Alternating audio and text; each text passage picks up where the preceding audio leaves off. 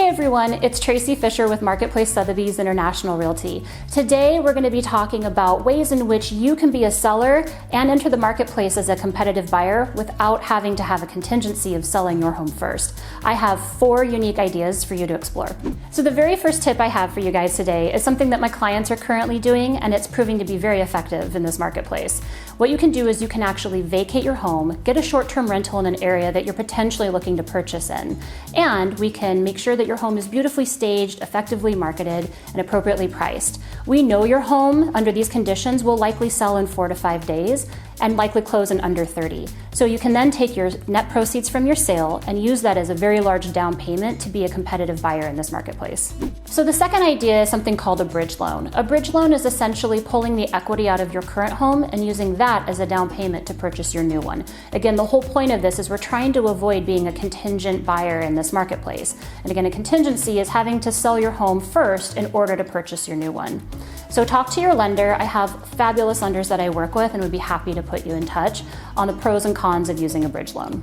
The third idea is asking for a rent back. So what you can do up front is let all the buyers know in the marketplace that you're interested in essentially renting your own home back from the new owner. So you close on the house in 30 days or so.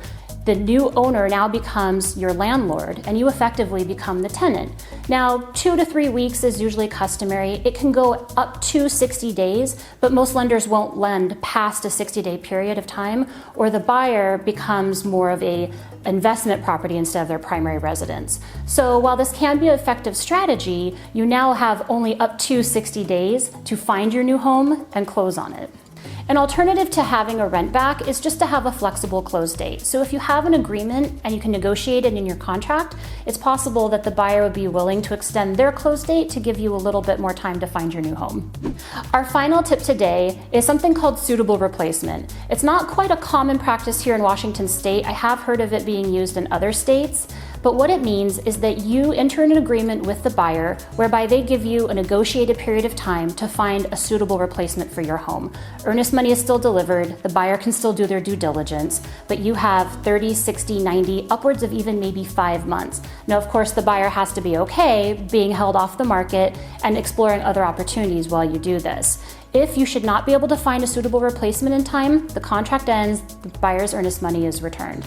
One idea you can negotiate is offering to reimburse the buyer's due diligence expenses. These can include things like an inspection, sewer scope, appraisal, any of those types of fees. I hope these 4 tips have been helpful. Right now, with our inventory crisis, there's never been a better time to be a seller, especially with super low interest rates. As long as your home has been staged, priced, and marketed effectively, I know you're going to be successful selling your home in this market. So if you have any questions, I'd love to connect and discuss these tips and strategies further with you. Please feel free to reach out. And until next time, again, Tracy Fisher with Marketplace Sotheby's International Realty.